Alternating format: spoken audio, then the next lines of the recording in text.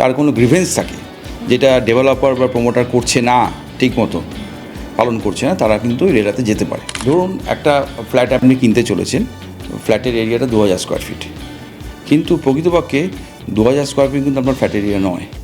আপনি বাড়িটা নেওয়ার পরে তারপরে 5 বছরে যা মেনটেনেন্স হবে, ধরুন ড্যাম্প এলো, ধরুন আপনার প্লাম্বিং লাইনে কোনো জায়গায় চোক হয়ে গেল। প্রমোটাররা যারা একটা কনস্ট্রাকশন বাড়ি তৈরি বা ফ্ল্যাট তৈরিতে খুব গুরুত্বপূর্ণ ভূমিকা রাখেন, কারণ তাদের ওপর সবটাই আমরা ছেড়ে দিয়ে বসে থাকি, সেই প্রমোটাররা কোথায় সব থেকে বেশি চিটিং করে? ফাউন্ডেশনে এক কথা একটু বড়, একটু বড় আটকে হলে কলকাতার মোর দ্যান 50% বাড়ি পড়ে যাবে। নমস্কার, পডকাস্ট বাই রেনেসার আরও একটা এপিসোডে আপনাদের সবাইকে স্বাগত। আচ্ছা, আমরা ফ্ল্যাটে থাকি বা বাড়িতে থাকি, কিন্তু এই বাড়িটা আমাদের কতটা সুরক্ষিত সেটা আমরা কি জানি? আমাদের বাড়িরও একটা স্বাস্থ্য আছে, এবং এই স্বাস্থ্য যদি ভালো না হয় তাহলে আলটিমেটলি বাড়িটা ভেঙে পড়তে পারে। কোনো ভূমিকম্প হলে, কোনো ডিজাস্টার হলে, দুর্যোগ হলে আমাদের বাড়িটা কি সত্যি আমাদের আশ্রয় দিতে পারে, আমাদের রক্ষা করতে পারে? আমরা এটা কেউই বোধহয় সঠিকভাবে বুকে হাত দিয়ে বলতে পারবো না যে না, আমি নিশ্চিত, আমি জানি, আমি কনফিডেন্ট। আমাদের বাড়ি যখন তৈরি হয়, আপনারা কি জানেন যে অনেকগুলো জায়গা থাকে যেখানে বাড়ি তৈরির সময় ফাঁক থেকে যায়। প্রমোটার, কন্ট্রাক্টর, ইঞ্জিনিয়ার সব কিছু মিলিয়ে আলটিমেটলি আপনি যখন বাড়িটা পান, যতটা টাকা আপনি ইনভেস্ট করলেন তার বিনিময়ে ঠিক ততটাই কোয়ালিটি প্রোডাক্ট কি পান? মানে বাড়িতে যা যা দেওয়ার কথা, ইট, বালি, পাথর, সিমেন্ট, এবং তার সঙ্গে সঙ্গে আপনার ছাদ, আপনার ড্যাম্প প্রুফিং, ওয়াটার প্রুফিং, এর সঙ্গে যেটা যোগ হয় সেটা হলো বাড়ির যে এরিয়া, সেটা কি আপনি সঠিক পান? এর উত্তরটা কিন্তু খুব কঠিন, কারণ এখানে অজস্র ফাঁক আছে যেখানে আপনি ফাঁকে পড়ে যান, মানে আপনাকে ফাঁকি দেওয়া হয়। কিভাবে আর কিভাবে তার থেকে মুক্তি পাবেন, তার জন্যই আজকের এই পডকাস্টটা, যেটা ভীষণ ইম্পর্ট্যান্ট একটা পডকাস্ট। এই পডকাস্টের একদম শেষ পর্যন্ত দেখবেন, কারণ এখানে খুব ডিটেইলে আমরা আলোচনা করেছি যে কোথায় একজন গ্রাহক বা একজন যে পারচেজ করছে, ফ্ল্যাট কিনছে, তাকে ঠকিয়ে দেওয়া হয়, আর কোন জায়গায় সে এই জায়গাগুলো থেকে বাঁচতে পারে। তাহলে আসুন আজকের পডকাস্টটা শুরু করি। নমস্কার পার্থ। নমস্কার। কেমন আছেন? আমি ভালো, আপনি ভালো তো? একদম স্বাগত আমার অনুষ্ঠানে। অনেক দিন ধরে একটা প্ল্যানিং হচ্ছিল, কিন্তু কোনোভাবেই হচ্ছিল না। যাই হোক, এখন একটা চারিদিকে বদলের আবহাওয়া। আমিও খুব খুশি আপনার অনুষ্ঠানে এসে, সবাই মিলে একটা আলোচনা হবে।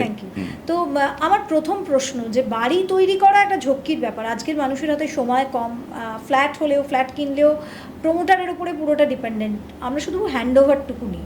কিন্তু এটা করতে গিয়ে 10-5 বছর, তো মোটামুটি 5 বছর অ্যাটলিস্ট ঠিকঠাক যায়, তারপর দরজাটা ভাঙতে শুরু করে, তারপর বিভিন্ন ক্র্যাক, এই করে ফ্ল্যাটের তো দফারফা, বাড়ির ক্ষেত্রেও দেখা যাচ্ছে কনস্ট্রাকশনে বড় গলদ থেকে যাচ্ছে। এইটা দেখার কি কোনো জায়গা নেই? মানে আমরা কি খুবই নিরুপায়? না, ঠিক তা নয়। আসলে ভারতবর্ষে একটা আইন আছে, আইনটা ছোট ফর্মে বলা হয় রেরা, ইন বড়োতে হচ্ছে কি রিয়েল এস্টেট রেগুলেটরি অথরিটি। তারা একটা বডি, যাদের কাজ হচ্ছে যে এই যে ডেভেলপাররা বা প্রমোটাররা বাড়ি বানাচ্ছে সেটাতে কোনো ফ্লজ আছে কি না সেটা তারা দেখে, এবং সাধারণ মানুষও যদি তার কোনো গ্রিভেন্স থাকে যেটা ডেভেলপার বা প্রমোটার করছে না ঠিক মতো পালন করছে না, তারা কিন্তু রেরাতে যেতে পারে। যদি তাদের কোনো গ্রিভেন্স থাকে এবং সেই গ্রিভেন্সটা প্রমোটার বা ডেভেলপার যদি সেটা না শোনে, তার একটা 30 ডেজের লিমিট আছে, 30 দিন। 30 দিনের মধ্যে যদি প্রমোটার ডেভেলপার অ্যাকশন না নেয় ওনার গ্রিভেন্সটা, তাহলে সে প্রয়োজনে যেতে পারে। এইবার আমরা মূল জায়গায় চলে আসি যে মিনিমাম কী কী দেখা উচিত। একটা বড় প্রজেক্টে প্রচুর ইঞ্জিনিয়ারিং অ্যাক্টিভিটিস ঘটছে, যেটা যে নন ইঞ্জিনিয়ার তার পক্ষে বোঝা মুশকিল। ধরুন একটা ফ্ল্যাট আপনি কিনতে চলেছেন, ফ্ল্যাটের এরিয়াটা 2000 স্কোয়ার ফিট, কিন্তু প্রকৃতপক্ষে 2000 স্কোয়ার ফিট কিন্তু আপনার ফ্ল্যাট এরিয়া নয়। তার মধ্যে অনেকগুলো টার্ম আছে, একটা হচ্ছে ফ্লোর এরিয়া, একটা হচ্ছে কার্পেট এরিয়া, একটা হচ্ছে সুপার বিল্ট আপ এরিয়া। এই টার্মগুলোকে একটু বুঝতে হবে, এবং প্রয়োজনে কোনো আপনার চেনা জানা কোনো ইঞ্জিনিয়ারের মাধ্যমে ওই যে ক্যালকুলেশনটা, যে 2000 স্কোয়ার ফিট যে প্রমোটার দাবি করছে আপনাকে হ্যান্ডওভার করবে, তার মধ্যে এক্স্যাক্টলি আপনি ফ্ল্যাটের ফ্লোর এরিয়া কত পাচ্ছেন, কতটা কমন এরিয়ার এফেক্ট আপনার উপর আসছে, যেটাকে সুপার বিল্ড আপ এরিয়া হয়, সেটাকে বুঝে নিতে হবে। কারণ এখানে একটা ফ্যালাসি আছে, এবং আমি জানি প্রচুর লোক পরে এসে আমাকে বলেছে যে আমার কাছে 2000 স্কোয়ার ফিটের দাম নিয়েছে, আমি 1200 স্কোয়ার ফিট পেয়েছি প্র্যাকটিক্যালি, এবং এমন একটা জটিল অঙ্ক যেটা আমি বুঝিনি। তার মানে এখানে একটা কারচুপি বড় হ্যাঁ, স্কোপ আছে। কারচুপিটা এই জায়গায়। হ্যাঁ, কারচুপিটা স্কোপ কিন্তু আছে। আমি স্কোপ বলছি এই কারণে, সবসময় সবাই করছে না, কিন্তু স্কোপ আছে একটা। সেই জায়গাটা কিন্তু প্রথমেই কেনার আগে আপনাকে কোনো একজন ইঞ্জিনিয়ারকে দিয়ে ওই যে ক্যালকুলেশনটা, যেটা আপনি অন ডিম্যান্ড আপনাকে ডেভেলপার দিতে বাধ্য, এটা বুঝে নিতে হবে যে আপনার ফ্ল্যাটটা এত হচ্ছে এবং আপনি ব্যবহার করবেন এতটা, এবং বাকিটা কমন এরিয়ার মধ্যে পড়ে। তাহলে এটা প্রথম হয়ে গেল। আচ্ছা, রেরার একটা কন্ডিশন আছে। রেরার কন্ডিশন হচ্ছে 5 বছর বাড়িটা বানানোর পরে, হ্যান্ডওভারের পরে 5 বছর ডিফেক্ট লাইবিলিটি পিরিয়ড কন্ট্রাক্টর মানে ডেভেলপারের। তার মানে আপনি বাড়িটা নেওয়ার পরে তারপরে 5 বছরে যা মেনটেনেন্স হবে, ধরুন ড্যাম্প এলো, ধরুন আপনার প্লাম্বিং লাইনে কোনো জায়গায় চোক হয়ে গেল, অথবা রুফ থেকে জল পড়ছে, বা কোনো রং উঠে গেছে, বা কোনো জায়গায় প্লাস্টার খসে পড়ছে, যাই হোক না কেন, সেটার দায়িত্ব প্রমোটারের ডেভেলপারের। এবার এই প্রমোটার ডেভেলপার সেই জন্য তাদের একটা টিম অফ ইঞ্জিনিয়ার্সকে ওখানে রেখে দেয়, যাদেরকে আমরা বলি ফেসিলিটি ম্যানেজমেন্ট।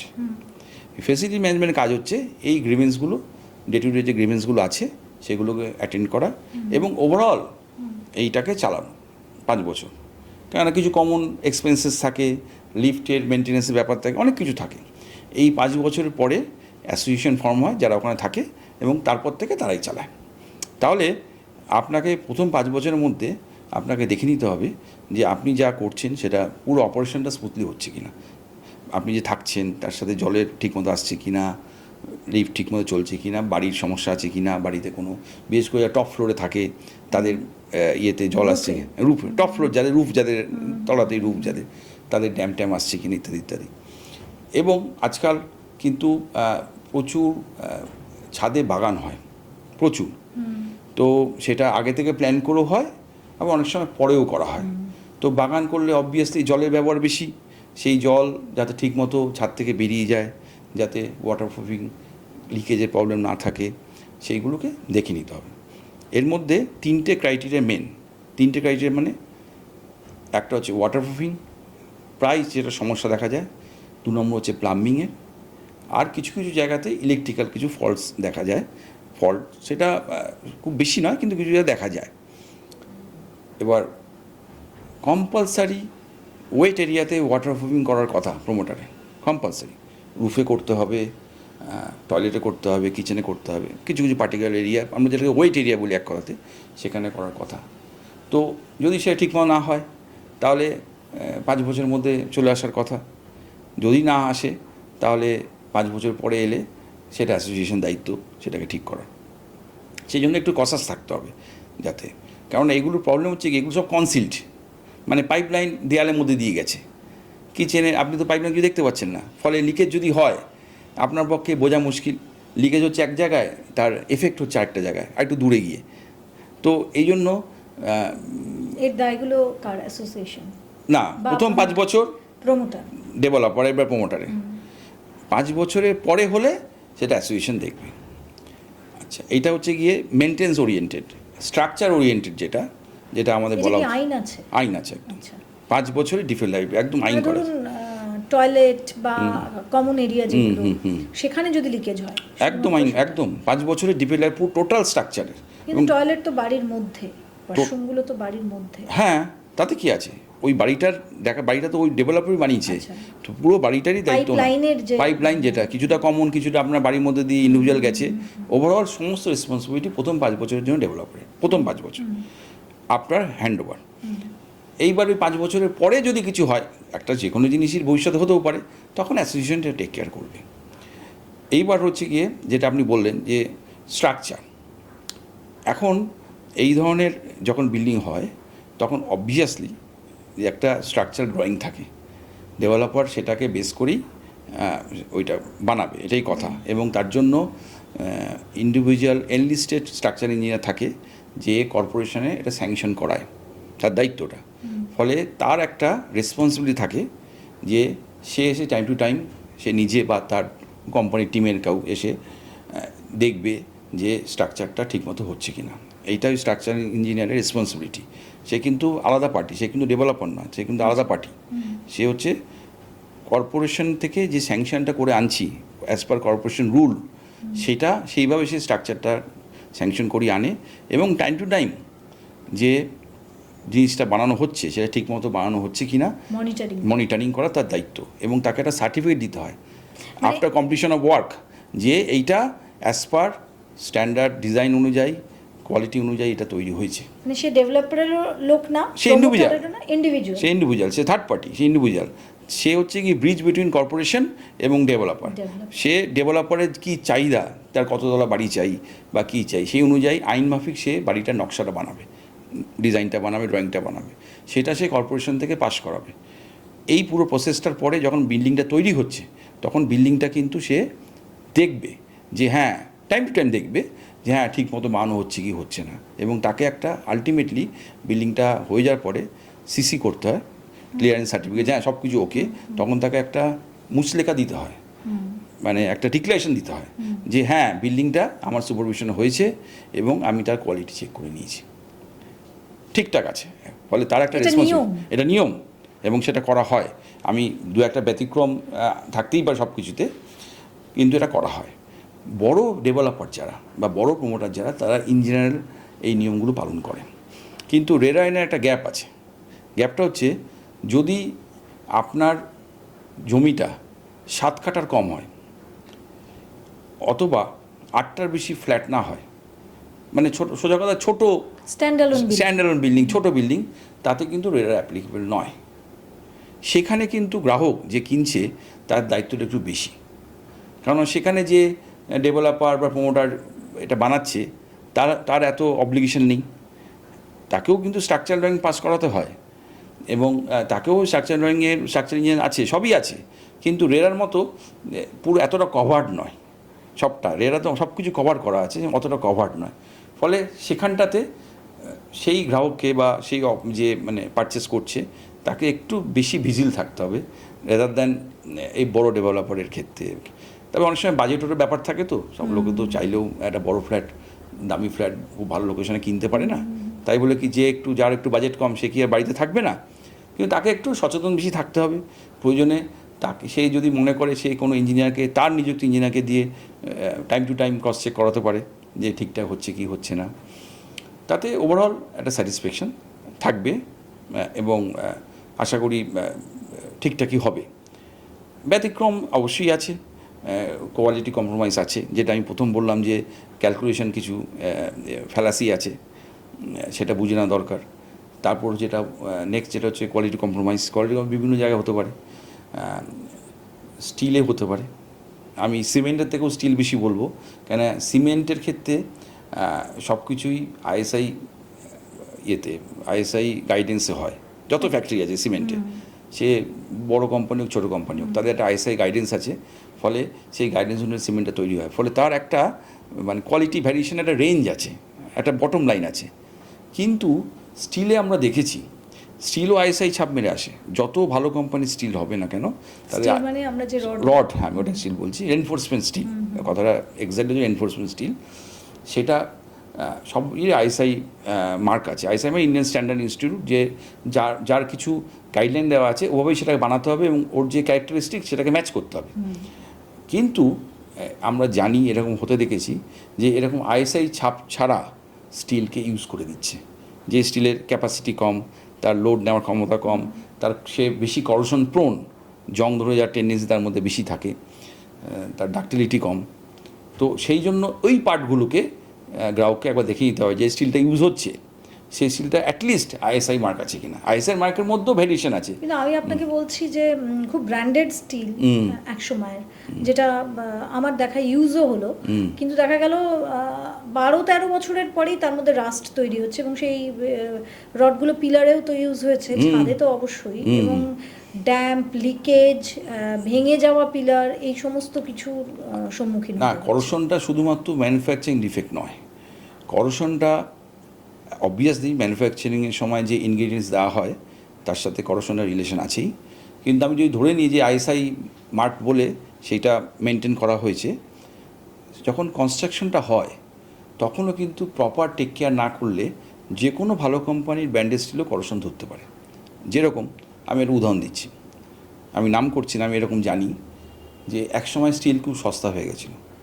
একটা খুব বড় ডেভেলপার পুরো বিল্ডিংয়ের যতটা স্টিল দরকার একসাথে কিনে ফেলেছে, কেন ও জানে যে এটা এই ঘটনাটা বাই চান্স ঘটেছে। এরপর তাহলে কী হলো, ওই স্টিলটা তো লাগতে 1 বছর সময় লাগলো, ও স্টিলটা কী করলো, মাটিতে গ্রাউন্ডে পড়ে থাকলো, জলের মধ্যে বৃষ্টি হচ্ছে, জল কাদার মধ্যে পড়ে থাকলো, সেটাকে পরিষ্কার করে করে লাগানো হচ্ছে। কিন্তু যেহেতু স্টিলটা আগে কিনে ফেলেছে একসাথে, ওই স্টিলটা যখন ছাদের দিকে এলো, নিচের দিকেও তাড়াতাড়ি হচ্ছে, যখন ছাদের দিকে মানে শেষ পর্যায়ে, তখন অনেকটা বেশি জং ধরে গেছে। তো প্রপার যদি আপনি যদি স্টিল কেনেনও, আপনাকে একটা প্রপার একটা শেডের ব্যবস্থা করতে হবে, যে শেডের মধ্যে স্টিলগুলো থাকবে, তাহলে হয়তো বেটার থাকতো। সেটা করলো না। আমি বলছি যে ধরুন একজন মানুষ যখন বাড়ি কিনছে বা ফ্ল্যাট কিনছে, তখন আমি শহরাঞ্চলের কথাই বলছি, যে সে তো প্রমোটারের উপর ডিপেন্ড করছে, বা গ্রামের দিকের মফস্বলে যেখানে বাড়ি করছে সেখানেও আজকাল কন্ট্রাক্টরই বাড়ি করে দিচ্ছে, বা কোনো মিস্ত্রি লাগানো হচ্ছে।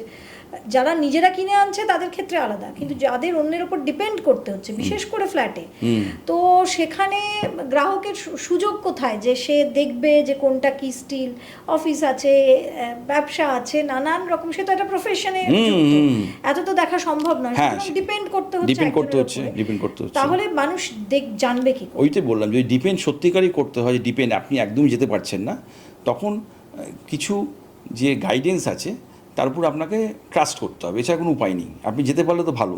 প্রথম গাইডেন্স হচ্ছে রেরা, আপনাকে দেখে নিতে হবে অ্যাটলিস্ট যে রেরাটা সে স্যাংশন কিনা এটার মধ্যে। 2 নম্বর হচ্ছে যে অ্যাটলিস্ট 2-1 বার যাওয়া, নিজের সঙ্গে আপনার একজন ওনার চেনা জানা ইঞ্জিনিয়ারকে নিয়ে যাওয়া, যে বেসিক স্টিলটা আইএসআই ছাপ আছে কি না। এগুলো আমি কিন্তু একদম মিনিমামটাকে বলছি, ম্যাক্সিমাম তো অনেক কিছু আছে। সিমেন্টটা আইএসআই ছাপ আছে কি না, কংক্রিটগুলোর টাইম টু টাইম টেস্ট হয়, একটা কিউব টেস্ট হয় কংক্রিটও, সেই কিউব টেস্টটা হচ্ছে কি না, তাতে ওই যে স্টেনটা দেওয়ার কথা সেই স্টেনটা। কিউব টেস্টটা হচ্ছে যখন কংক্রিটটাকে আমরা মিক্সিং করে ঢেলে দিই, সিমেন্ট বালি পাথর দিয়ে করে মিক্সিং করে জল টল দিয়ে আমরা ওকে কংক্রিট করে দিলাম, স্ল্যাবে হোক কলমে হোক যেখানেই হোক না কেন করে দিলাম। তো এইটা করার পরে ওর কিছুটা কংক্রিটকে একটা কিউবের মতো ফরম্যাটে নেওয়া হয়, 15 সেন্টিমিটার 15 সেন্টিমিটার 15 সেন্টিমিটার সাইজ, মানে 6 ইঞ্চি 6 ইঞ্চি 6 ইঞ্চি, তার মধ্যে কংক্রিটটাকে জমানো হয়। কংক্রিটটাকে জমিয়ে 28 দিন পরে সেই কংক্রিটটা ক্রাশিং স্টেন দেওয়া যায়, কম্প্রেসিভ স্টেন দেওয়া হয়। যদি ওটা স্টেনটা ঠিক আসে, তার মানে কি ধরে নিলাম যে ওই যে কংক্রিটটা আমি অরিজিনাল স্ট্রাকচারে করলাম সেটাও ঠিক আছে। এভাবে একটা ক্রস চেক সবসময় করা হয়, নাহলে আপনি বুঝবেন কী করে? মাঝে মাঝেই করতে হবে, মাঝে মাঝে নিয়মিত যে কোনো কংক্রিট ঢাললেই কিউব নিতে হবে, এটা হচ্ছে বেসিক, নিতেই হবে, তাহলে এইটার রিলেশনটা হলো। এবার আমার খুব গুরুত্বপূর্ণ একটা প্রশ্ন, আমি জানি যে এটা জবাব দেওয়াটা সবার পক্ষে খুব একটা ইজি নয়, কিন্তু আমি এক্সপেক্ট করবো যে আপনি এটার খুব সোজাসুজি জবাব দেবেন। প্রমোটাররা যারা একটা কনস্ট্রাকশন, বাড়ি তৈরি বা ফ্ল্যাট তৈরিতে খুব গুরুত্বপূর্ণ ভূমিকা রাখেন, কারণ তাদের ওপর সবটাই আমরা ছেড়ে দিয়ে বসে থাকি, সেই প্রমোটাররা কোথায় সব থেকে বেশি চিটিং করে? ফাউন্ডেশনে, এক কথায় ভিত। আমি প্রথমে বলি যে ক্যালকাটার যেহেতু আর সিসমিক এফেক্টের দিক থেকে জোন 4-এ আছে, এবং তাতে অলমোস্ট যে কোনো হাইরাইজ বিল্ডিং মানে যেগুলো এখন ফ্ল্যাট হচ্ছে সেগুলো এখন পাইলিংটা মোটামুটি কম্পালসারি। এইবার পাইলিং ডেপথটা নির্ভর করে হচ্ছে জোন অনুযায়ী, মানে নিউ টাউনে যদি বাড়ি বানান তাহলে তার জোন মানে তার ডেপথ একরকম হবে, আবার যদি কলকাতায় বানান তার ডেপথ একরকম, মানে ওখানকার লোকাল সয়েলটা কি কন্ডিশন এক্স্যাক্টলি ওই প্লটটা তার উপর পাইল ডেপথ নির্ভর করে। এবার ধরুন কোনো জায়গাতে পাইল ডেপথ আছে সে 35 মিটার, কথা বলছি, সেটা 30 মিটার করে দিল, এটা একটা মানে নিজের ইচ্ছে, তাই নিজের ইচ্ছেতে আমি করে দিচ্ছি, আমি সবাইকে দোষী করছি না, কেউ চাইলে করতে পারে, এভাবে ব্যাপারটা দেখুন। কারণটা হচ্ছে ওখানে সাধারণ গ্রাহকের কন্ট্রোল কম, কেউ ভবিষ্যতে ওইটা যদি 30 মিটার করলে সেটা বোঝার জন্য অনেক টেস্ট আছে, যেটা সেই টেস্টগুলো সাধারণ লোক করতে জানে না, তার জন্য আরেকটা গ্রুপ অফ ইঞ্জিনিয়ার্সকে আনতে হবে, পাইল ইন্টিগ্রিটি টেস্ট আছে, আরও কিছু আছে, আমি সেইগুলো ভেতরে যাচ্ছি না কারণ সাধারণ লোক সেটা বুঝবে না। মানে আমরা আর উত্তরটা প্রশ্নের মতোই রাখি আর কি, যে ওখানে একটা স্কোপ আছে। 2 নম্বর স্কোপ হচ্ছে গিয়ে স্ট্রাকচারের যেটা এক্সপোজড যেটা জায়গা সেখানটাতে চান্স কম, কারণ সেখানে কেউ না কেউ দেখছে, কিছু না কিছু ফটো উঠছে, হ্যাঁ, সেখানটাতে খুব জোর যেটা করতে পারে স্টিলের কোয়ালিটিটাকে খারাপ করে সেখান থেকে কিছু সেভিংস করতে পারে। যে স্টিলটা দেবে ভেবেছিল সেইটা না দিয়ে অন্য কিছু দিল। আর রুফে গিয়ে যেটা হয় যে যেটুকু স্টিল পড়ে আছে তখন নতুন স্টিল না নিয়ে এসে সেই যেটা মানে কাটেড স্টিল, মানে পুরো গোটা স্টিলটা তখন তো নেই, ইউজ হয়ে গেছে, সেটা প্রচুর ল্যাপিং ট্যাপিং দিয়ে রুফের স্ল্যাবে ব্যবহার করা হয়। সেখানে কিছুটা ওয়েস্টেজ বাঁচানোর জন্য কিছুটা কম্প্রোমাইজ করা হয় কোয়ালিটিতে। এই তিনটে হচ্ছে মানে চালাকির মাধ্যমে করা। এছাড়া আপনি যদি পুকুর চুরি করতে যান তো সব কিছু দিয়ে করতে পারেন না, কিন্তু আমি এক্ষেত্রে আরেকটা কথা বলছি, কন্ট্রাক্টর মানে প্রমোটার আর কন্ট্রাক্টর এই যে সম্পর্কটা, এই জায়গাটাতেও কিন্তু একটা হিউজ গ্যাপ থাকছে। ধরুন কন্ট্রাক্টর সে কতটা এফিশিয়েন্ট এটা আমরা জানি না, এফিশিয়েন্সিটা মাপা হয় কিভাবে? ও অনেক বড় বড় কাজ করেছে, ঠিক অনেক জায়গা থেকে ওর এক্সপিরিয়েন্স, জানো 40 বছর কাজ করছে কি 30 বছর কাজ করছে, আর জিজ্ঞেস করলে বলবে ম্যাডাম জানেন কত বড় বড় এই তো এই বিল্ডিং গুলো করে এসছে। এটা হচ্ছে উনি কতটা এফিশিয়েন্ট। আমরা জিজ্ঞেস করি না তার সার্টিফিকেটস কোথায়, তিনি কোথা থেকে পাস করেছেন, কি জানেন। Contractor is not an engineer. তো ইঞ্জিনিয়ার তো সম্পূর্ণ আলাদা, যার ওই স্কিলটা আছে। তো এইখানে একজন ইঞ্জিনিয়ারকে আমি দেখি যে আনা হলো না, কিন্তু একটা কন্ট্রাক্টর দিয়ে পুরো কাজটা চালিয়ে দেওয়া হলো। বেশিরভাগ ক্ষেত্রে এটাও কিন্তু একটা না, আমি একটা ডিফার করছি। আজকের যুগে প্রচুর কন্ট্রাক্টর আছে যারা বেসিক্যালি ইঞ্জিনিয়ার, তারা পরে কন্ট্রাকচুয়াল লাইনে এসছে, তার সাথে কোনো চুরির সম্পর্ক নেই। সে ইঞ্জিনিয়ার, সে বিদ্বান লোক, মানে সে চুরি করে না তা নয়, কিন্তু সে হয়তো একটু বেশিই করছে। হ্যাঁ, কারণটা সে জানে যে কোন জায়গায় করলে কীভাবে করতে হয়। ফলে ব্যাপারটা হচ্ছে যে চুরি করার প্রবণতা থাকলে করবেই, সে ইঞ্জিনিয়ার হোক না হোক, তার সাথে এটা কোনো সম্পর্ক নেই। এবার যেটা হচ্ছে গিয়ে, আমি এবার অন্যদিকেও বলবো, সবসময় কন্ট্রাক্টর প্রমোটার দোষ না দিয়ে কোয়ালিটি রেসপেক্টে একটা সিন্ডিকেটের বড় এফেক্ট আছে। মানে ধরুন আপনি যে সিমেন্টটা লটটানে আপনি একটা জায়গা থেকে কিনছেন, তাও একটা ব্র্যান্ড বলে একটা ব্যাপার আছে, কিন্তু বালি পাথর তো তা নেই, কিন্তু সেই ব্র্যান্ডে কি আসছে সেটাও তো জানি না। হ্যাঁ, সেটা তো তাও একটা চেক আছে, আমি বলতে চাই তাও একটা মিনিমাম চেক আছে, কিন্তু বালি পাথর নেই। তো আপনাকে যে বালিটা দেওয়া হলো, আপনি না চাইলেও অ্যাজ পার সিন্ডিকেট যেহেতু বালিটা দিয়েছে, ওই বালিটা আপনার নিতে হবে। বালিটার মধ্যে কি কি থাকতে পারে? অনেক বেশি পাতলা হয়, সরু হয়, ঢালাইয়ের জন্য একটু মোটা বালি দরকার, জোন 2, সে হয়তো এটা জোন 3 বা আরও পাতলা হতে পারে। তাহলে ওভারঅল কংক্রিটের উপর একটা এফেক্ট আছে। বালির মধ্যে অনেক সময় আমরা দেখেছি সিল থাকে, মানে মাটি মিশিয়ে থাকে। ধরুন যে নদী থেকে তোলা হচ্ছে তার সাথে মাটিও অনেকটা চলে এসছে, প্রপার ওয়াশ হয়নি, ফলে মাটিটা ঢালাইয়ের মধ্যে মিশে যেতে পারে।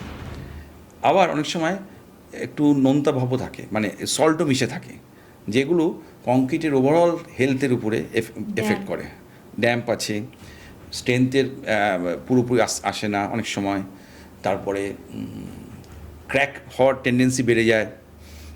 তো সব মিলিয়ে এইটাতে কিন্তু আবার অনেক সময় প্রমোটার বা কন্ট্রাক্টর দায়ী নয়, সিন্ডিকেটের এফেক্ট আছে এখানে। আমি কস্টে যাচ্ছি না, 10 টাকা বাড়িটা 20 টাকায় কিনছি, তার জন্য ওভারঅল ফ্ল্যাটের কস্ট বাড়ছে, সেটা তো একটা আছেই।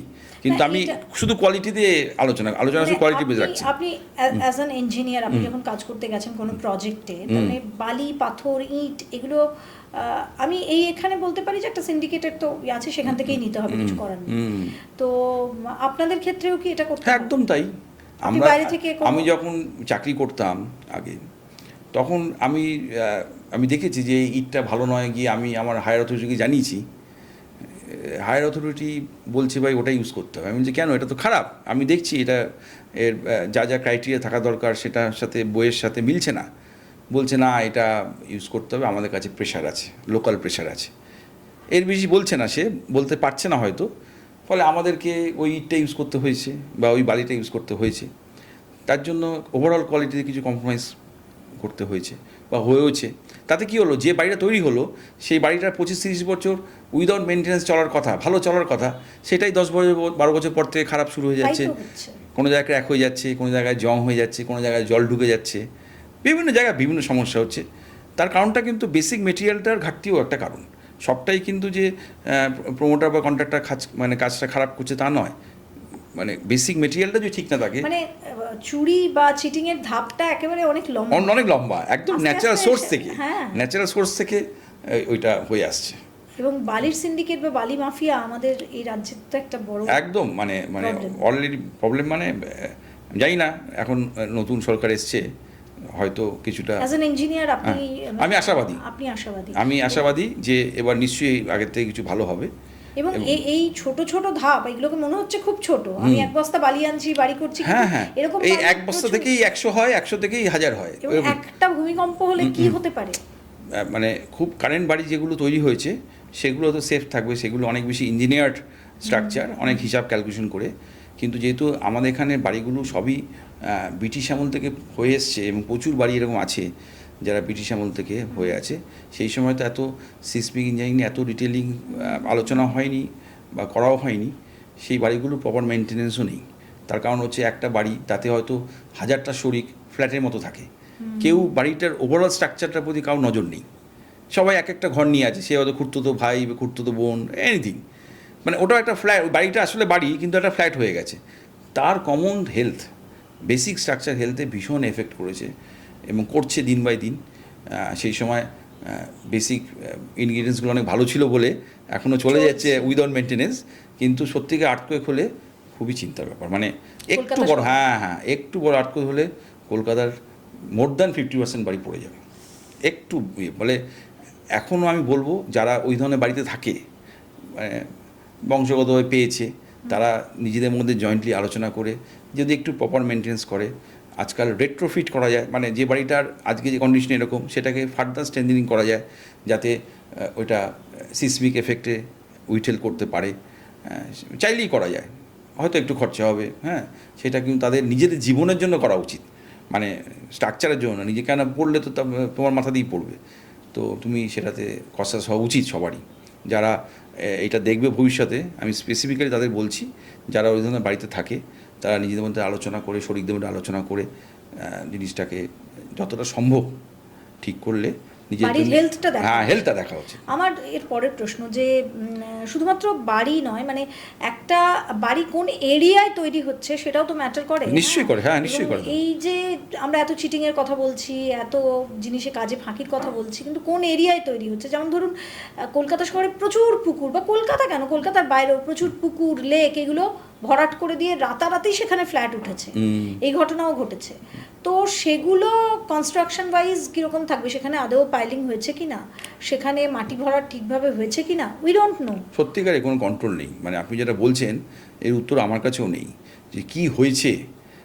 জলের মধ্যে বাড়ি হতেই পারে, ব্রিজ কি হয় না, নদীর উপর দিয়ে ব্রিজ হয়, সেটা বড় কথা না, কিন্তু তার প্রপার ইঞ্জিনিয়ারিং যে সিস্টেম সেটাকে মেনটেন করা হয়েছে কি না। কি সিস্টেম?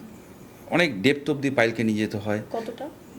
সেটা যে বললাম যে স্ট্যাটা, মানে আলটিমেটলি সলিড স্ট্যাটা যেখানে পাবে, সেটা স্যান্ড হতে পারে, মানে সলিড মানে হচ্ছে যেখানে সলিড, মানে উপরটা তো মাটি, জল, নরম মাটি জলের জন্য, তার একটা সার্টেনের উপর মাটিটা শক্ত হবে। আরেকটু গেলে দেখা যাবে মাটিটা যে শক্ত হচ্ছে তার একটা টার্ম আছে, আমরা বলি যে বিয়ারিং ক্যাপাসিটি, ইঞ্জিনিয়ারিং ভাষায় কতটা বিয়ার করতেছে পারছে। তো সেই লেভেলটা, যেটা ওই বাড়িটা টোটাল লোড, সেইটা ও নিতে পারছে কি না বোঝার পরে ওই লেভেলে অবধি আমাদেরকে ফাউন্ডেশনটা নিয়ে যেতে হবে, যেটাকে আমরা পাইলিং বলি, মানে বেসিক্যালি কলম, ফাউন্ডেশনের কলম, যেটা ওই লেভেলে নিয়ে যেতে হবে, সেইটা আমি নিয়ে গেছি কি না, যেটা ভীষণ ইম্পর্টেন্ট। তাহলে উপরে যদি জল থাকবে, তাতে কোনো হবে না। কিন্তু আমরা শিওর যে এত খরচা সে করবেও না, আর যে রাতারাতি করছে, সবার চোখের আড়ালে করার চেষ্টা করছে, সে এত কিছু ভাববেও না। ফলে স্বাভাবিকভাবে ধরে নিচ্ছি যেটা হয়নি। ফলে এই ধরনের বাড়িতে যদি কোনো ডিজাস্টার হয় সেটা খুব ক্যাটাস্ট্রফিক হবে, মানে ক্ষতিটা মারাত্মক হবে, মানে ছোটোখাটো না, হয়তো বাড়িটায় কি ক্র্যাকও আসতে পারে, ভীষণভাবে আসতে পারে। কি যারা এটা শুনবে, যারা ওই ধরনের বাড়িতে থাকে, তারা দেখবে যে কন্টিনিউয়াস তাদের কলমে ক্র্যাক আসছে। কারণ আরসিসির একটা নিয়ম হচ্ছে যে আচমকা ভেঙে পড়ে না, ও প্রচুর সাইনেজ দেয়, মানে ক্র্যাক আসছে, পলিস্টারে খসে পড়ছে, রঙটা বারবার লাগালে রঙটা খুলে পড়ে যাচ্ছে, প্লাস্টারটা খুলে পড়ে যাচ্ছে, এরকম কিছু সাইনেজ দিলে আপনাকে বুঝতে হবে যে ওর ভেতরে কিছু সমস্যা আছে, তাই সে বারবার এটা করছে, বারবার রঙটা খসে পড়ে যাচ্ছে, থাকছে না, বা পিল অফ হয়ে যাচ্ছে, ড্যামটা বারবার আপনি প্লাস্টার, মানে ড্যামটাকে ঠিকঠাক করে লাগিয়ে আবার করছেন, আবার ড্যাম ভেসে যাচ্ছে।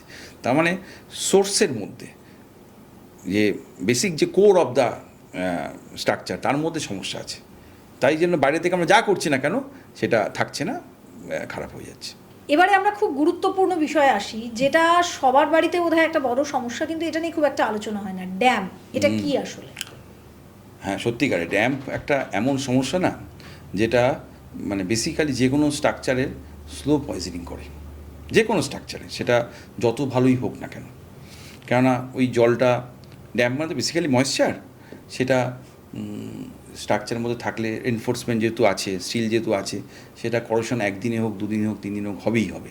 মানে এবং রডের মধ্যে জংটা rust ধরে, করবে। হ্যাঁ, জংটা পড়ে যায়। সেটা খুব ভালো বাড়ি বানালে 5 বছর উইস্ট্যান্ড করবে, একটু খারাপ বাড়ি 2 বছর করবে, কিন্তু আলটিমেটলি তার এফেক্টে যা যা ক্ষতি হওয়ার সেটা হবেই। ফলে এটা তো পুরো তার মানে রুফটার, হ্যাঁ, তার মানে হচ্ছে যে আমাদের বুঝে নিতে হবে যে যেখানে যেখানে জল টাচ করবে, সেটা টয়লেট হতে পারে, রুফ হতে পারে, কিচেন হতে পারে, সেখানে প্রপার ওয়াটার প্রুফিং করতে হবে at the time of construction. তাহলে কী হবে, এই যে রিস্কটা, আমি হবে না তাও বলছি না, কিন্তু রিস্কটা অনেক কমে যাবে। এটা কিন্তু কোনো নতুন ইঞ্জিনিয়ারিং নয়।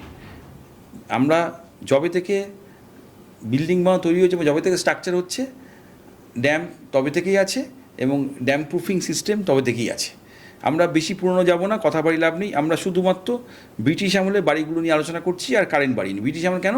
কারণ আমাদের কলকাতাতে ব্রিটিশ আমলে প্রচুর বাড়ি আছে, যেগুলো এখন উইস্ট্যান্ড করছে এবং ভালোভাবেই করছে, যদি টিপটা মেনটেন করা যায়। তাহলে ব্রিটিশ আমলে যেটা হতো, সেটা হচ্ছে যে লাইম টেরেসিং সিস্টেম। আমি রুফের কথা বলি। লাইম টেরেসিং সিস্টেম কি?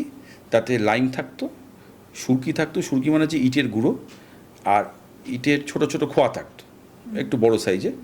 এই তিনটেকে মেশানো হতো। এই মেশানোর সময় জল তো লাগতোই, এছাড়া লাগতো হচ্ছে গুড়। বিভিন্ন আখের গুড় হতে পারে, অন্য কিছু গুড় হতে পারে। আর লাগতো হচ্ছে বেলের যে বেলের আঠা আছে দেখবেন, সেই আঠাটা আর এই গুড় কী করতো, এই টোটাল যে সিস্টেমটাকে অনেক ফ্লোয়েবল করতো। ফ্লোয়েবল মানে যাতে জিনিসটা আপনি ওখানে প্লেস করতে পারেন, নাহলে তো অনেক শক্ত হয়ে যাবে। বেশি জল যাতে দিতে না হয়, অল্প জলে ওটা দিলে অনেক বেশি পাতলা হয়ে যেত, সেটা প্রপারলি প্লেস করতো। এবং নিজেদের মধ্যে ইনগ্রিডিয়েন্টসগুলো যাতে নিজের মধ্যে ধরে থাকে, তার জন্য এই বেলের আঠার প্রচুর কাজ হতো। এটা একটা খুব সুন্দর পদ্ধতি, খুব ধীরে ধীরে কম্প্যাকশন করতে হয়, এবং টাইম টেস্টেড।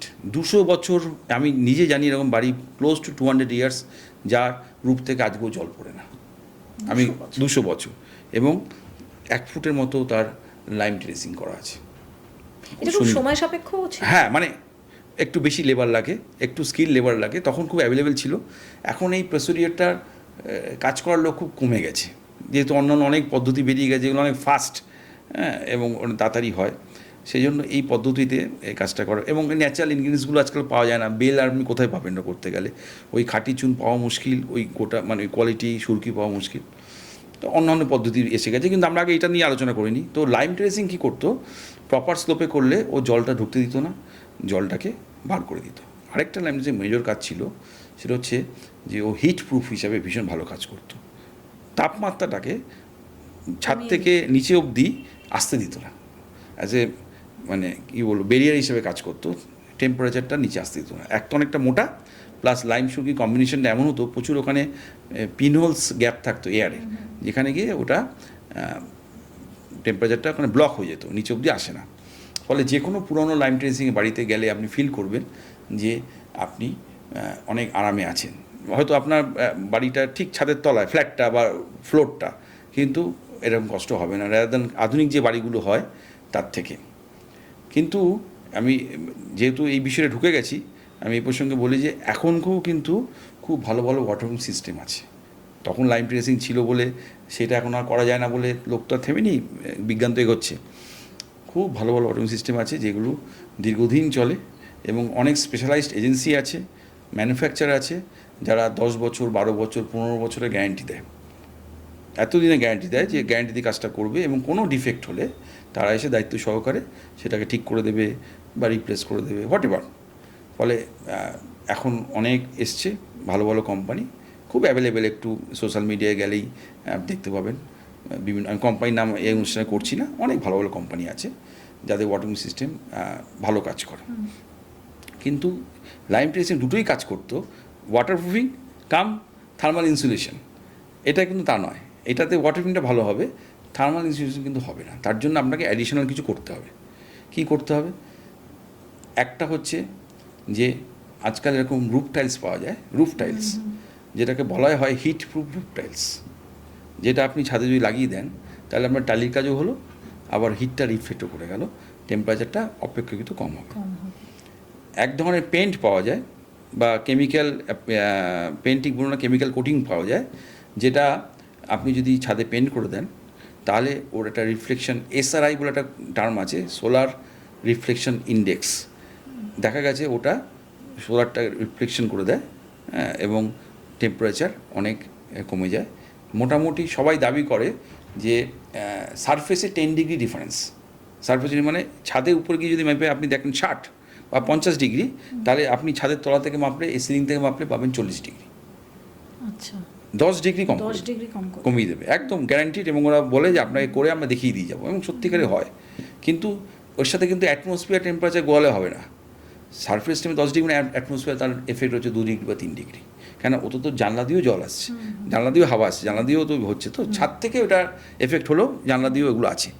এছাড়া আরেকটা আছে, লাস্ট বলে দিই, থার্মাল ইনসুলেশনে যাদের বাড়ির ওয়েস্ট সাইডটা, পশ্চিম দিকটা অনেকটা ওপেন, তাদের রোদটাও ওখানে অনেক বেশি পড়ে, গরম হয়, ফলে গরমও হয়।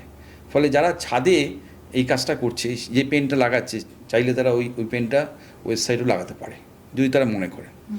আরেকটা হচ্ছে হলো ব্রিক্স পাওয়া যায়। হলো ব্রিক্স খুব কম ইউজ হয়, কেন কিছু ডিসঅ্যাডভান্টেজ আছে, সেটা আমি এখন আলোচনা করছি না। অ্যাডভান্টেজ পার্টটা হচ্ছে যে আপনি যদি ওয়েস্ট ওয়ালের দিকটাতে এই হলো ব্রিক্সটা লাগান, শুধুমাত্র একটা দিকেই, তাহলে কিন্তু ওখানে যেহেতু হলো, মাঝখানে এয়ার গ্যাপ আছে, টেম্পারেচার কিন্তু ওখান থেকে বেশি আসে না, ঠান্ডা হবে। হ্যাঁ, ফলে আপনি পুরো বাড়িটা না করে শুধুমাত্র ওয়েস্ট সাইডের পার্টটাতে যদি আপনি হলো ব্রিক্স লাগিয়ে দিলেন বা ওই পেনটা করে দিলেন, তাহলে কিন্তু ওভারঅল আপনার বাড়িতে অনেক বেশি আরাম থাকবে। এটা আধুনিক কয়েকটা পদ্ধতি বললাম, আরও অনেক আছে যেগুলো কমনলি ইউজড, সেটাই আলোচনা করলাম। পিলার বাড়ির ক্ষেত্রে বলা হয় যে হৃদয়, হ্যাঁ নিশ্চয়ই, হ্যাঁ হ্যাঁ, পিলার যদি খারাপ হয় তাহলে সবকিছু গেল। এই পিলারের ক্ষেত্রে কি কি দিক একটা সাধারণ মানুষকে যখন বাড়ি কিনতে যাবে সেটা নজর রাখা উচিত, এবং এখানে কি কোথাও না, সত্যিকারে কি মানে সাধারণ লোকের না সব কিছু নজর রাখতে পারে না চাইলেও, যেহেতু তারা তার নিজস্ব প্রফেশনে আছে, কি করে পারবে। তাও যদি একটা এরকম প্ল্যান যদি করা যায় যে যখন পিলারগুলো করবে তখন সে মনে করলো যে সে কন্ট্রাক্টরকে বললো যে সেই সময় আমি থাকবো বা আমার কোনো প্রতিনিধি, কোনো ইঞ্জিনিয়ার থাকবে, তাহলে দেখা যাবে কন্ট্রাক্টর চাপে পড়েই হয়তো ঠিকঠাক রেশিওগুলো ঠিকঠাক দেবে, যাতে কংক্রিট ঠিকঠাক হয়।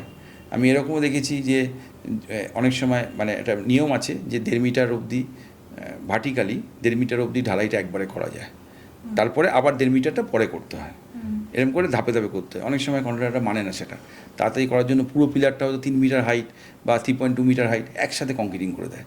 তো একসাথে কংক্রিটিংয়ের অসুবিধা কী, যে উপরতে যখন কংক্রিটটা ঢালা হয় অনেকটা উঁচু থেকে, তখন সেগ্রিগেট হয়ে যায়, মানে পাথরটা আলাদা হয়ে যায়, পাথরটা ভারী তো, পাথরটা আগে পড়ে যায়, সিমেন্ট বাড়িটা পরে পড়ে, ফলে ওই জায়গায় প্রপার একদম তলার দিকে প্রপার মিক্সিং হয় না।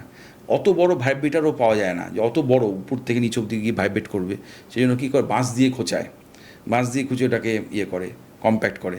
তাতে ওভারঅল পিলারটার যে এত ইম্পর্টেন্ট পার্ট, পুরো বিল্ডিংটার ইম্পর্টেন্ট, ওটাই মেজর, ওটাতে ইনিশিয়াল লেভেলেই একটা কম্প্রোমাইজ হয়ে যায়, ওয়ার্কম্যানশিপেও হয়, কোয়ালিটিতেও হয়, মানে বেসিক ইনগ্রিডিয়েন্টসও হয়। কিছুটা না বোঝার জন্য হয়, মানে সে কন্ট্রাক্টর বোঝে না যে এইটুকু পার্ট যদি সে ঠিকমতো করে তাহলে তার বাড়িটা অনেক দিন চলবে, তার একটা সুনাম হবে, এই না বুঝে এটাকে ভুলটা করে। আরেকটা জিনিসও দেখেছি, আমি জানি না এটা সবার ক্ষেত্রে হয় কিনা, যে কোঅর্ডিনেশনের একটা সমস্যা থাকে, মানে যার আসার কথা, পুরোটা সুপারভাইজ করার কথা, সে হয়তো একটা আরেকজনকে দায়িত্ব দিয়ে দিল, হ্যাঁ তুই বাবা দেখে নিস, আমি চলে গেলাম। মিস্ত্রিদের মধ্যে বড় কেউ থাকে, ওকে করে, হ্যাঁ, এটা ভীষণ এইভাবে হতে হতে কোয়ালিটিটাই খারাপ হয়। মানে এটা তো ঘটনা যে সবসময় প্রমোটারকে দোষ দিয়ে লাভ নেই, সে হয়তো কোনো একটা ইঞ্জিনিয়ারকে রেখেছে বা একটা ভালো সুপারভাইজারকে, এক্সপিরিয়েন্স সুপারভাইজারকে রেখেছে কাজটা দেখার জন্য, সে কাজে ফাঁকি দিচ্ছে। তো সে হয়তো, যেটা আপনি বললেন, যে সে হয়তো একটা লেবার সর্দার আছে, তার উপর ছেড়ে দিয়ে সে চলে যাচ্ছে। ক্রিটিক্যাল জায়গাগুলোতে ইঞ্জিনিয়ারকে থাকতেই হবে বা এক্সপিরিয়েন্স সুপারভাইজারকে থাকতেই হবে, এইটাকে এনশিওর করতে হবে for better quality of work. এটা প্রমোটারের বা ডেভেলপারের নিজস্ব ব্র্যান্ড ভ্যালুর জন্যও ইম্পর্টেন্ট, কেন সে তো একটা বাড়ি বানিয়ে চলে যাবে না, তাকে অনেক বাড়ি বানাতে হবে, সে যখন রেফারেন্স দেবে যে এই বাড়িটা আমি 5 বছর আগে বানিয়েছি, 10 বছর আগে বানিয়েছি, দেখুন গিয়ে কেমন আছে। আমি আপনাকে এরপরে কয়েকটা র্যাপিড ফায়ার প্রশ্ন করছি। র্যাপিড ফায়ার আছে। আমি চাইবো যে আপনি এক কথায় এগুলোর উত্তর দিন। যেটা আমি প্রশ্নগুলো লিখে এনেছি, আমি আপনাকে প্রথম যে প্রশ্নটা করছি যে বালিতে কি মেশানো হয়?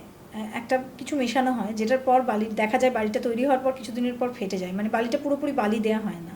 কোনো একটা কিছু গরমিল কি থাকে? না না না, বাড়িতে কিছু যদি মানে নতুন করে কিছু মেশানো হয় না, ন্যাচারালি তোলার সময় ওই বললাম যেটা মাটি মিশে থাকতে পারে, নোনতা থাকতে পারে, নুন মিশে থাকতে পারে, বা যতটা বালির কোয়ালিটি মানে দানার কোয়ালিটি হওয়া উচিত ততটা থাকে না, হয়তো সরু থাকে। আলাদা করে কিছু বালিতে মেশানো হয় না। বাড়ির কোন পোর্শনে সবথেকে বেশি ড্যাম্প হওয়ার সম্ভাবনা বেশি এবং সেটা প্রোটেক্ট করবো কি করে? রুফে। সবসময় রুফ যেহেতু এক্সপোজ টু ওয়েদার এবং রুফটা ফ্ল্যাট, ফলে ওখানে জল জমার টেন্ডেন্সি থাকে। আরেকটা এই প্রসঙ্গে ভালো প্রশ্ন আমি একটু বলে রাখি, এটা আমি আগে মিস করে গেছি। আমাদের কিন্তু আরেকটা খুব কমন প্রবলেম হচ্ছে কন্ডেন্ট ওয়্যারিং। আমরা যখন ঢালাই করি তখন তার ভেতরে পাইপ বিছিয়ে দিই যাতে ইলেকট্রিক লাইনটা স্ল্যাবের মধ্যে দিয়ে যায়, আমরা দেখতে না পারি। ওই কন্ডুইট ওয়্যারিংয়ের জায়গাগুলোতে প্রপার কম্প্যাক্টেড কংক্রিট পৌঁছায় না, ওর মধ্যে একটা গ্যাপ থেকে যায়। ওগুলো বেসিক্যালি পিভিসির হয়, তো পিভিসি আর কংক্রিটের মধ্যে ভালো বন্ড হয় না, তো এরকম অনেকটা জোন থাকে যেখানে ভয়েড থেকে যায়। ওইখান থেকে ভবিষ্যতে খুব তাড়াতাড়ি জল লিকেজ করে। সেজন্য অলরেডি একটা ইঞ্জিনিয়ার সোসাইটিতে আলোচনা শুরু হয়েছে যে টপ ফ্লোর যেটা, সেটাতে কন্ডুইট ওয়্যারিং থাকবে না, বাকিগুলোতে থাকুক। ধরুন এই ফ্ল্যাটটা এটাই টপ ফ্লোর ধরুন, তাহলে এর ওখানটাতে আপনারটাতে কন্ডুইট ওয়্যারিং থাকবে না, থাকলে সেখানে জল ঢোকার টেন্ডেন্সি বাড়বে। সেটা বাইরে দিয়ে ওয়্যারিং করতে হবে, বাইরে দিয়ে বা নিচ থেকে হোয়াট এভার, কংক্রিটের ভেতর দিয়ে ওয়্যারিং করা যাবে না। এটা একটা চলছে। এবং রিস্কের কথা বললেন, রিস্কের মধ্যে একটা মেজর রিস্ক যে এই কন্ডুইট ওয়্যারিং ঠিকমতো কম্প্যাকশন কংক্রিট না করলে, কন্ডুইট ওয়্যারিং ফেল থাকলে তার মানে প্রবাবিলিটিটা বেড়ে যাচ্ছে জল ঢোকার।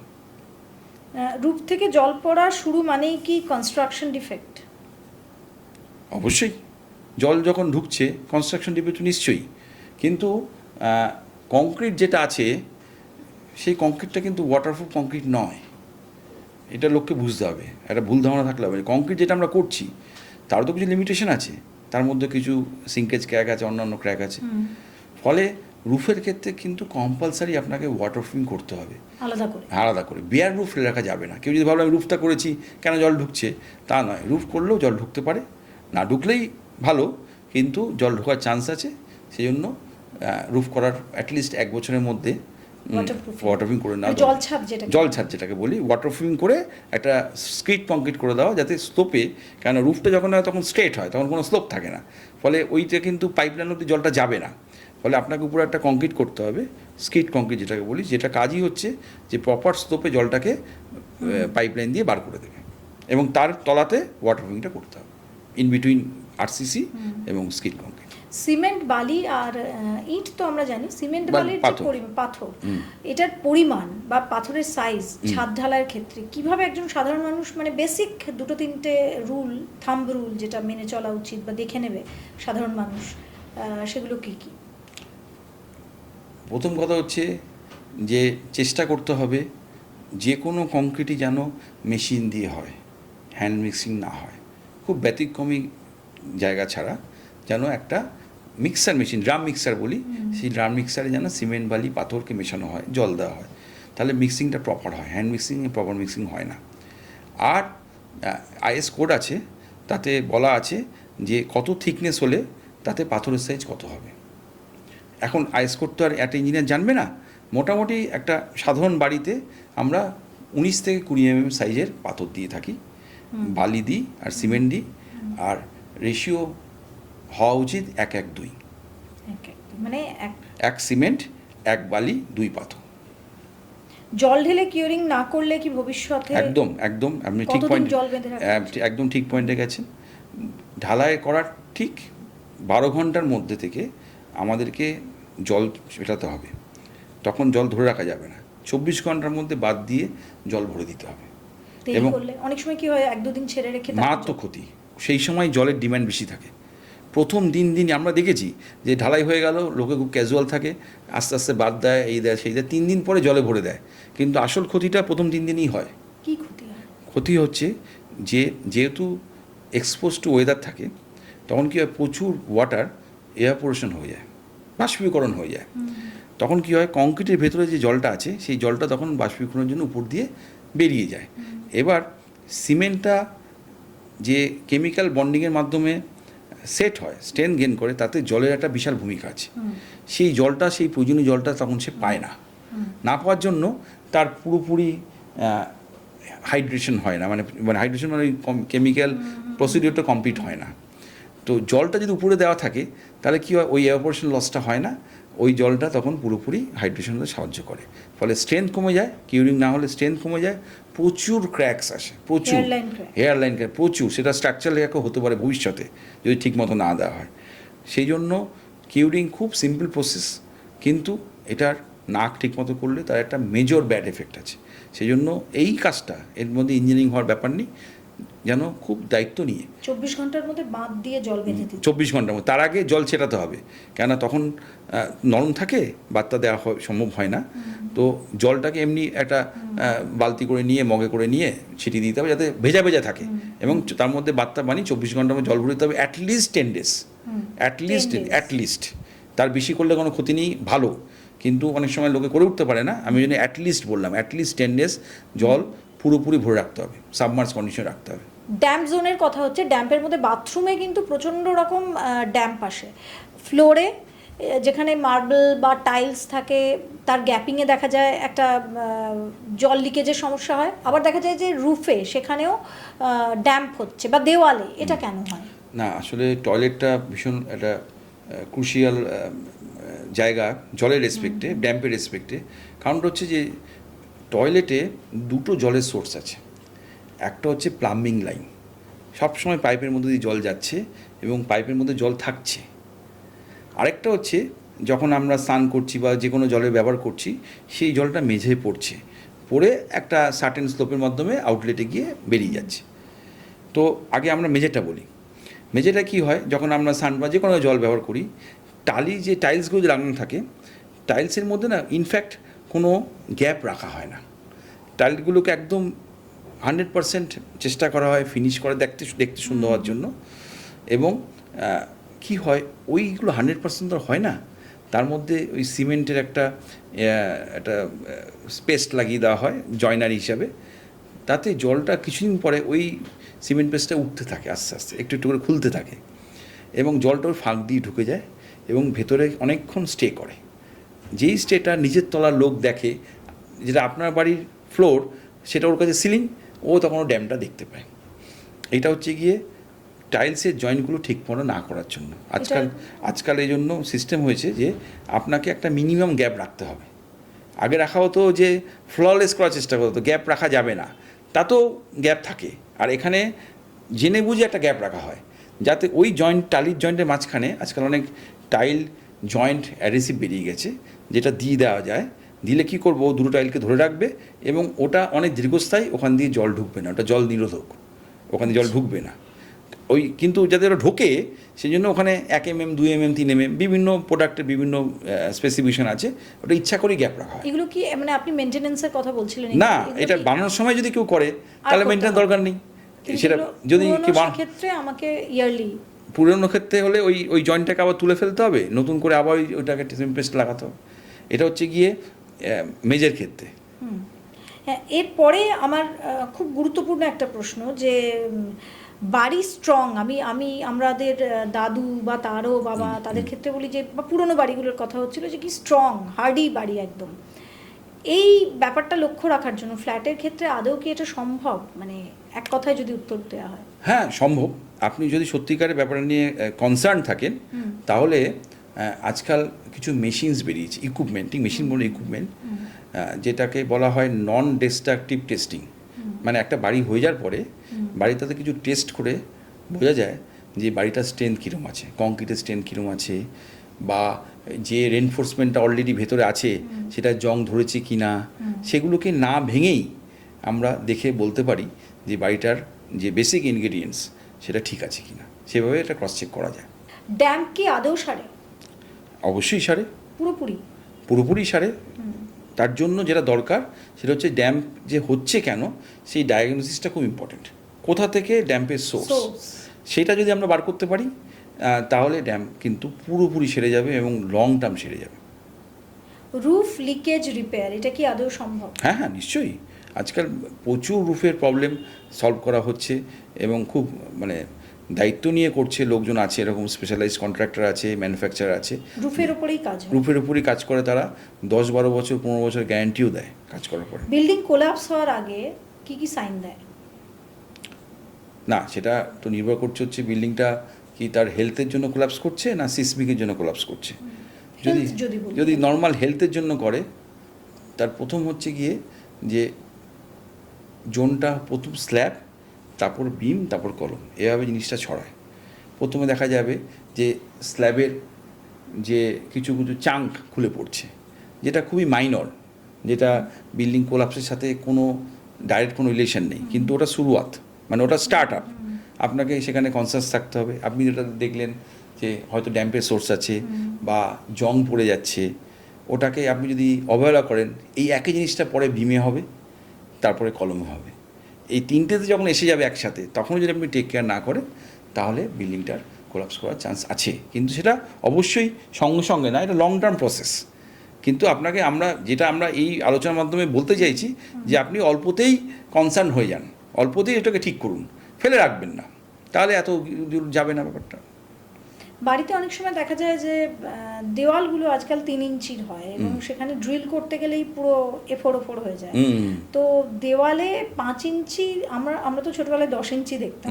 তো ফ্ল্যাট বাড়িতে কোনটা স্ট্যান্ডার্ড? না, মানে সেটা হচ্ছে গিয়ে ফ্ল্যাট বাড়ির দেওয়ালটা না কোনো লোড নেয় না, সেটা কলম আর বিমি নেয়। ফলে জায়গা বাঁচানোর জন্য এখন সবাই যাতে ফ্লোর এরিয়াটা বেশি পায়, ফ্লোর এরিয়া ঠিক বলবো না, কার্পেট এরিয়া বেশি পায়, তার জন্য আজকাল 3 ইঞ্চি করে, তাতে পার্টিশনটা হয়ে গেল। কিন্তু ওই মেনটেন্যান্সের প্রবলেম যেটা আপনি বললেন, 3 ইঞ্চি হলে একটা কিছু ফুটো করতে গেলে, একটা পেরে ঠুকতে গেলেই সেটাতে সমস্যা হচ্ছে। তো সেটা কিছু করার নেই জায়গা বাঁচানোর জন্য, কিন্তু তার সাথে বিল্ডিংয়ের স্ট্রাকচার বা লোডের কোনো সম্পর্ক নেই, আমি এটা বলতে চাইছি আপনাকে। ওটা আজকাল বেশিরভাগ কলকাতার বিল্ডিংগুলো অন্তত আমি বলতে পারি, বিশেষ করে বাইপাসের ধারে যেগুলো তৈরি হয়েছে বা রাজারহাট নিউ টাউন, এখানে জলের বন্দোবস্ত কতটা হয়েছে আমি জানি না। অনেক জায়গায় শুনেছি, এটা একটা বড় অভিযোগ, আমি নিজের চোখে দেখেওছি, জলের কিন্তু কোনো কানেকশন নেই। মানে একটা প্ল্যান স্যাংশন হয়ে গেল, সেখানে জলের কোনো ব্যবস্থাই নেই, মানে টাইম কলে কোনো জল আসে না। তাহলে কি হচ্ছে, ওই একেবারে মাটির তলা থেকে জল তুলে সেই জলের যথেচ্ছ ব্যবহার হচ্ছে। এই জল যেমন ব্যবহার হচ্ছে, তেমন জলের স্তরটাও তো কমছে। একদম, মানে আপনার প্রশ্নের মধ্যে আপনার উত্তর আছে, মানে আপনি নিজেই বুঝতে পারছেন যে বিল্ডিংগুলো এখন রিস্ক জোনে। হ্যাঁ নিশ্চয়ই, মানে আপনাকে বুঝতে হবে যে যেখানে মানে সিটি এরিয়া বা তার আশেপাশে যেখানে জলের জন্য একটা নির্দিষ্ট প্ল্যানিং আছে, যে নদী থেকে জল তোলা হচ্ছে, সেটাকে ফিল্টার করে দেওয়া হচ্ছে সব জায়গাতে, সেখানে একরকম। আর যেখানে সেই নদী নেই বা সেই প্ল্যানিং নেই, সেখানে মানুষ বাধ্য হয়ে মাটির তলার জল তুলছে। সেই জল যখনই তুলছে, সেই জল যখন ইউজ করছে, তার অনেকটা মিসইউজ হচ্ছে, ওয়েস্টেজ হচ্ছে। ওভারঅল ওখানকার যে ন্যাচারাল জলের যে লেভেল, সেটা নেমে যাচ্ছে এবং তার অনেক এফেক্ট আছে, মানে কাল্টিভেশন, মানে কৃষিকার্যে তার এফেক্ট আছে। ওই জলস্তর নেমে যাওয়ার জন্য ওখানে একটা বড় গ্যাপ তৈরি হচ্ছে, যেটা আগে জলে ভর্তি ছিল। ফলে আর্থকোয়েক প্রোন হয়ে যাচ্ছে ওই জায়গাটা, যেটা আগে আর্থকোয়েক প্রোন ছিল না, সেটা আর্থকোয়েক প্রোন হয়ে যাচ্ছে। এরকম আরও বিল্ডিংটা নড়বড়ে তক্ষুনি হচ্ছে না, কিন্তু হওয়ার দিকে, যেহেতু ওই জায়গাটা একটা আগে জল ছিল, এখন জলের জায়গাটা কী হলো, ফাঁকা হয়ে গেল, তাহলে এয়ার হয়ে গেল, তাহলে তার স্টেবিলিটি কমে যাচ্ছে। ফলে ওই এখন সেই বাড়িটা তার অত ভেবে বানাচ্ছে না যে ভবিষ্যতে আজ থেকে 20 বছর পরে কী হবে, এগুলো তো একদিনে হয় না। তো এগুলো একটা ওভারঅল যারা আমাদেরকে পুরো একটা কী বলবো অ্যাডমিনিস্ট্রেটিভ বোর্ড, অ্যাডমিনিস্ট্রেটিভ বোর্ড, তাদের এটা অনেক লং টার্মের এক্সপেক্ট হওয়া উচিত। মনিটরিংও হওয়া উচিত। আমি জমি প্রচুর রয়েছে, চাইলাম একটা বাড়ি করে দিলাম তা না করে, তার সাথে তার একদমই হয়েছে, এবং একটা চাইলাম করে ওরা একটা ড্রেন বার করে রাস্তায় ফেলে দিলাম, প্রপার প্ল্যানিং নেই, এই নেই, এগুলো ঠিক না। আলটিমেটলি গঙ্গায় পড়ছে, কোনো আনফিল্টার্ড জল পড়ছে, দূষণ হচ্ছে গঙ্গার। আমার শেষ প্রশ্ন যে আমাদের কাছে আমরা প্রবলেমের কথা অনেক বললাম, আমাদের কাছে আমরা কি স্বপ্ন দেখতে পারি না বাড়ি নিয়ে, যে এখন ইকো ফ্রেন্ডলি বাড়ির কথা খুব বলা হচ্ছে, সেরকম একটা সময় যেখানে আমরা আমাদের প্রাচীন যে ঐতিহ্য, যে প্রসেস, যে টেকনিক, সেগুলোকেও নিচ্ছি এবং মডার্ন যে সায়েন্স সেটাকেও নিচ্ছি, নিয়ে এইরকম একটা রিয়েল এস্টেট ক্ষেত্রে কি একটা স্বপ্ন দেখা যায়? একদম দেখা যায়, এবং একদম যে হচ্ছে না তাও বলবো না। অবভিয়াসলি সেই বাড়ি একটু কস্টলি হয়তো, কিন্তু এরকম বাড়ি তৈরি হচ্ছে যেটা মেজরলি আরসিসি, মানে যেটা আধুনিক পদ্ধতি, কিন্তু রুফ বা অন্যান্য জায়গাতে আর্থেন টাইলস ইউজ করা হচ্ছে, লাইম সুরকি ইউজ করা হচ্ছে, হ্যাঁ মাটির টাইলস ইউজ করা হচ্ছে, লাইম সুরকি দিয়ে জলছাদ করা হচ্ছে, হ্যাঁ। এবং মানে আপনি যখন বাইরে ঢুকবেন তখন আধুনিক বিজ্ঞান এবং পুরনো যে পদ্ধতি তার একটা সুন্দর একটা মিশ্রণ দেখবেন, যেটা আপনাকে খুব ভালো লাগবে। হচ্ছে আস্তে আস্তে হচ্ছে, সেটা সময়ের সাথে সাথে বাড়বে, কিন্তু সম্ভব। আপনার যেটা মূল কথা ছিল সম্ভব, এবং আপনি স্বপ্ন দেখতে পারেন, পারলে নিজেরটাও সেভাবে বানাবেন। আজকের এপিসোডটা এখানেই শেষ করছি, কিন্তু এই এপিসোড থেকে আমরা অনেকগুলো গুরুত্বপূর্ণ বিষয় খুঁজে পেলাম এবং আমার মনে হয় আপনাদের একটা দিশা দেখাতে পারলাম আমি আমার এই পডকাস্টের মাধ্যমে এবং আমার গেস্টের মাধ্যমে, পার্থদার মাধ্যমে। অতএব এরপর যারা নতুন ফ্ল্যাট বুক করবেন বা যারা পুরনো ফ্ল্যাট কিনবেন, কোথায় কোথায় আপনাকে ফাঁকি দেওয়া হয় সেটা সম্পর্কে আপনারা এই পডকাস্টটা থেকে একটা ডিটেল ধারণা পেয়ে গেলেন। এখানেই আপনাদের সচেতন হতে হবে। আর যদি আমরা একটু একটু করে সচেতন হই, ইট, বালি, পাথর, সিমেন্ট সবটাই আমরা ভাবি এটা তো খুব ছোট ব্যাপার, কিন্তু এই ছোট ছোট ব্যাপার থেকেই বিন্দু বিন্দু থেকেই কিন্তু সিন্ধু হয়, এবং এই ফাঁকটা এত বড় চুরির আকার নেয় যে চুরিটা একদিন শুধুমাত্র আমাদের ফাঁকি দেয় না, একটা কোনো দুর্যোগ এলে গোটা শহরটাকেও ধ্বংস করে দিতে পারে। সুতরাং সতর্ক হন, সচেতন হন, আর এই পডকাস্টটাকে দিকে দিকে ছড়িয়ে দিন। যদি এই পডকাস্টটা আপনাদের ভালো লেগে থাকে তাহলে লাইক, শেয়ার করতে ভুলবেন না। কমেন্টে অবশ্যই আপনার কেমন লাগলো সেটা জানাবেন। আপনার বাড়ির কি প্রবলেম, আপনি যদি কোনো ফ্ল্যাট কিনছেন তাহলে আপনার কি প্রবলেম সেটাও জানাতে ভুলবেন না, কারণ আমাদের সঙ্গে পার্থদার আরও এপিসোড করার কথা রয়েছে। সুতরাং আপনাদের প্রবলেমগুলো নিয়ে আগামী দিনে আমরা আরও একটা এপিসোড করতে যেতে পারি, তাই কমেন্ট অবশ্যই করুন আর চ্যানেলটা সাবস্ক্রাইব করে নিন। আরও একটা পডকাস্ট নিয়ে হাজির হয়ে যাব, ততক্ষণের জন্য নমস্কার।